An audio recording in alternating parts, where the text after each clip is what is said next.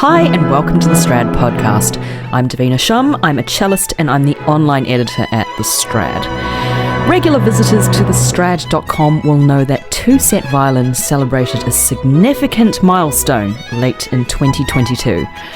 Upon reaching 4 million subscribers on YouTube, the violin comedy duo put on a performance of a lifetime with the Singapore Symphony Orchestra, with Brett Yang playing the Mendelssohn Violin Concerto and Eddy Chen joining him later for the Bach Double. Not only this, but for the occasion, Therezio loaned the pair 2 Stradivari violins from 1708, the Empress Katerina and the Regent Superb. What an opportunity! Brett and I chatted recently about his experience playing this marvellous instrument, what it taught him about his playing, as well as other instruments he's played throughout his career. Here he is. Brett, welcome to the Strad podcast. Wonderful to have you here today. You're joining me from Singapore, so it's quite a global collaboration today. First of all, let's talk a little bit about instruments that you've played throughout your lifetime, throughout your career. Readers of the Strad will know that you've been lucky enough recently to play the 1708 Empress Katerina Stradivari violin for your 4 million subs concert in November 2022.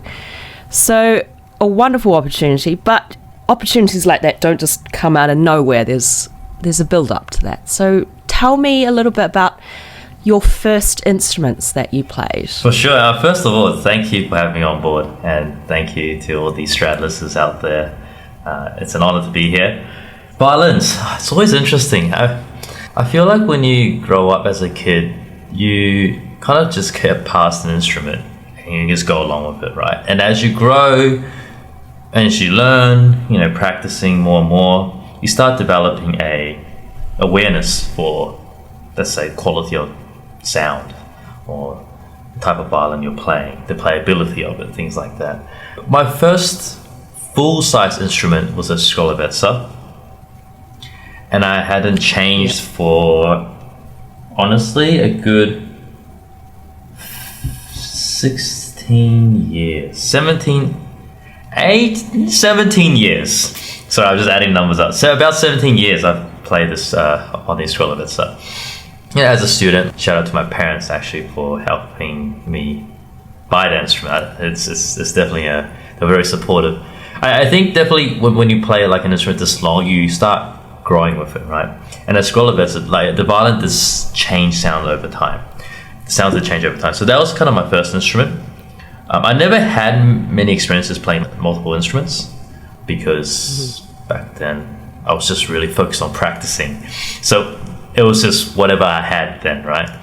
Fast forward to now, right now I play on a Whitehouse, which is a new violin, but talking about the Strad, that's super interesting. That was on loan by Therezio. We went to New York last year in 2022, in April. We visited Therezio to make a video. I think they were auctioning the Da Vinci Stradivari. So they had us there to play a bit, share to our audiences what the world of instruments is like. Talk about Stradivari's, Guarneri's, and all these makers, because there are a lot of people out there that don't know who these makers are actually from our audience. So I think they really find it fascinating and how crazy expensive it can be, right? Because it's almost like a collectible. It's like Picasso in terms of artworks and things like that. The Strad came about was when I reached out to Carlos. So shout out to Carlos. I was like, hey, we're doing this concert. What does it look like when we learn an instrument? And Carlos was like, how about we get you a couple of Strads? And I was like, sounds fine by me. Yeah, okay, yeah. Yeah, sure, why not? People always ask, do we get to choose and not? I kind of left it in his hands. I knew he would pick great instruments for us. Stradivari's, at this point, I don't really care. It's a Stradivari, can't really complain, right? And Carlos picked 2 violins from Eddy and myself, both in 1708. So I played the Empress Katerina and Eddy played on the Regent. Now, I've been fortunate enough to play on Strads before in videos, so I've had a slight taste of what it was like playing Strads, but I've never had a Strad for, a longer time to practice on, to get to know. I was asking a lot of solos, like Hilary, Ray, it's like, hey, what is it like playing on the Strad? Are there any tips, A lot of them were just saying, look, it takes time to get used to. You have to spend time, you have to play it more. And that was definitely something I experienced. You have to change your technique in a very delicate way to adapt to a Strad. And you hear these stories of Strad, you can't just kind of force the sound out or really play into the string like a Guarneri or viol.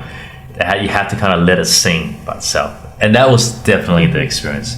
So I had to change my technique a little bit during the month leading up to the concert, and that was very scary. So even though it was a Strad, I was also very nervous because I was not familiar with it. That's interesting, isn't it? I've heard the same thing about Strads as well. I've not played a Strad cello before. That may change one day, who knows? But I have heard that definitely it takes getting used to. That's exactly what people say. It's not always smooth sailing. In a way, it kind of plays you, the instrument, and you're playing. You have to sort of meet in the middle. I know that you just said that you had to change your technique in a certain way. Like, what sort of techniques did you have to change, in terms of the right hand, the left hand?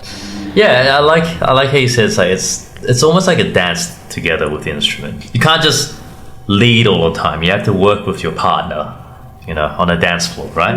And it kind of felt like that. The biggest change I noticed actually was in my right hand bow arm. The left hand had some changes, mainly just typical intonation spacing issues.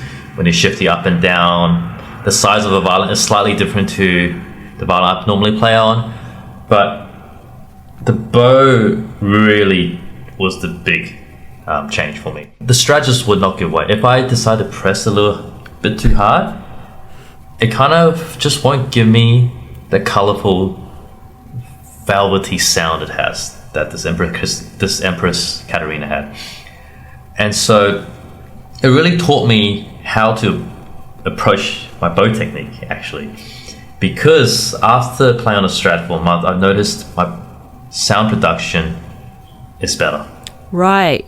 When you go back to your other instrument, yes, because I'm trying to recreate that same sound. And the Strad really told me how to make that sound. That's interesting. So was it a change of, we can get quite technical here because it's string players, but in terms of contact point or like pressure, like what sort of things had to change? And also, how much of it was to do with the setup? I'm aware that like the setup back in 1708 would have been very different. The way that people would have approached the strings, presumably gut strings, would have been quite different because you really have to coax the sound out of a string in that way. You can't press into gut strings because your instrument will just say, no thank you. How much of the setup has an influence on the way that you produce the sound? Oh, a lot. Honestly, I couldn't make any changes. I was too scared. I was like, oh, maybe they're tweaking the sound post and things like that. It was too close to the concert. But in terms of like the setup and the technique, I had to use a lot more bow in terms of bow speed. My distribution of my bow weight had to change a lot too. So I really had to kind of change my bow arm technique in a way where when I was playing piano soft, I wasn't just lightening the bow up. I was actually removing weight. It's very hard to explain. It's like there's still weight, so you still have that fullness in that tone. Yeah. But I think that's what they talk about. That's what they say about the pianist. Your softness has to project to the end of the ball. Yeah, that's the hard thing about playing piano. Soft, like it sounds like we're talking about the instrument. I know, yeah. Yes, piano is very hard, but that's the difficult thing about playing soft, isn't it? Is to have that core, that still focus center of the sound, but at a lower dynamic, and it can hurt physically if you're not doing it correctly, right? Exactly, yeah, and it can't sound like it's whispery or like you lost contact point, it's fluffy, right? It needs to still have that core in the sound. And Strad really taught me how to do that. I'm no like professional at it, but it really taught me how to create that sound. It was a new sound actually. It taught me, it's like you have to know what you want in order to be able to create that sound you want, right? If you can't hear it, it'd be pretty hard to make that sound. Yeah. So Strad kind of gave me that guidance and the type of tone I like. Yeah. And actually, I'll be honest, when I first played, it's gonna sound crazy. When I first played the Empress Katerina, I wasn't so sure if I liked the tone. But very quickly, I started understanding it more and more. it was almost like my ears hadn't developed the understanding for the sound I'm hearing. And then literally over the course of a month, wow, I heard the difference when I went back to my violin. I was like, no way. It's undisputable. The tone is so much more complex. It offers a lot more color, you know? But when I first played it, I couldn't hear it. Yeah, I can imagine that if you are new to a Strad and you have the sound, and initially you just think, oh, I don't like the sound because it's unfamiliar. But what it does offer, if you allow yourself to open up to it, is that it's got much wider color palette. Yes. And it enables you to discover those, but you have to put in the work to actually find those colors and develop your ear in that sense. Yes. I mean, I wanted to ask you a little bit about the approach to a very old instrument like this, 1708, compared with modern instruments. You know, you mentioned the instruments that you've played, that you currently play, and also the Skrolovitsa. I've played a cello by him before once. I've tried one out. I met his daughter in Cremona. I met her and I played her father's cello from 2000. So, you know, presumably modern instruments, when you play an instrument where you're the only owner to have had it, compared with a Strad or an old Italian master that has been played by numerous hands before, you know, tell me a little bit about how you think that has an impact on the instrument's sound. You know, you mentioned before about how, like, a modern instrument, it sort of grows, you sort of grow with it. Well, I'm wondering, oh my God, do I even deserve to play the Strad right now? That's the first thought. But I think in terms of the sound, to be honest, there's so many times where soloists just play my instrument and it sounds completely different. I'm just like, wow, I gotta practice. It does not sound like the violin that I play on.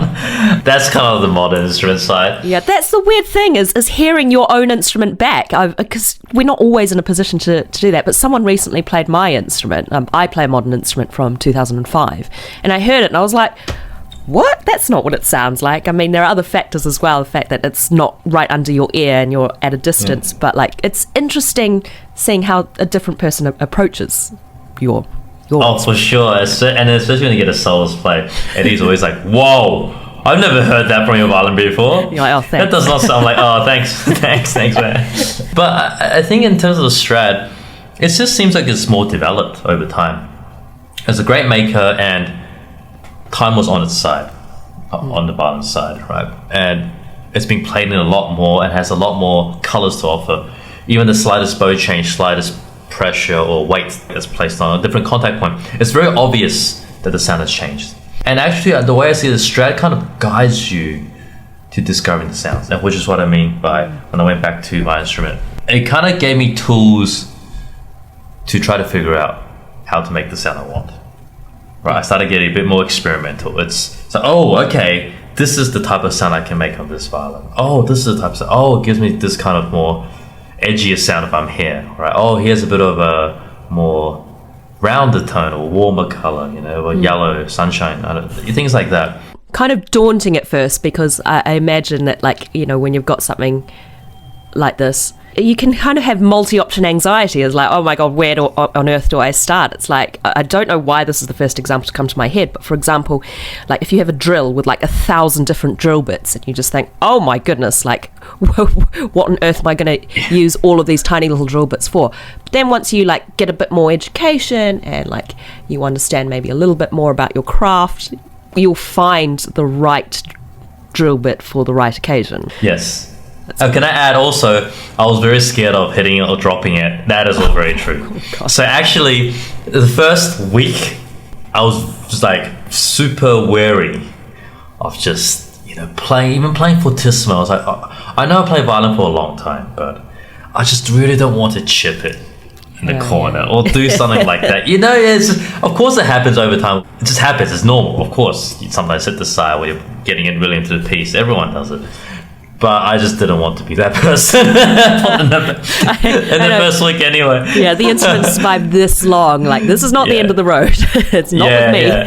Yeah, but that gave me a little bit of, like, made me a little bit anxious at the beginning. Actually, we made a video bit about it, and actually, funny enough, in the video I did about tip of my bow hit the side of the Strad a little bit, and Eddy was like, "Whoa!" I was like, "No!" So that was a bit of an experience. Bit scary. Yeah, totally. Scary. It's like, don't, like that would just be the time that your hand would just open involuntarily, and That was Brett Yang, and that was just an excerpt of our conversation. Keep an eye out on thestrad.com in the coming weeks for a series of web articles featuring Brett. Don't forget to check out thestrad.com, where you'll find the latest news, articles and reviews on all things to do with string playing. And if you like what you see and hear, register and subscribe to access exclusive archival content from 2010 onward. We've got 50% off an online subscription for students, and if you're not sure you're ready to subscribe, take out a free trial for 7 days, start reading right away with no strings attached. And if you happen to be on Apple Podcasts right now, give us a little review or a rating. It will help people discover the podcast. Thanks for listening, and tune in again soon for another episode. Take good care. Bye.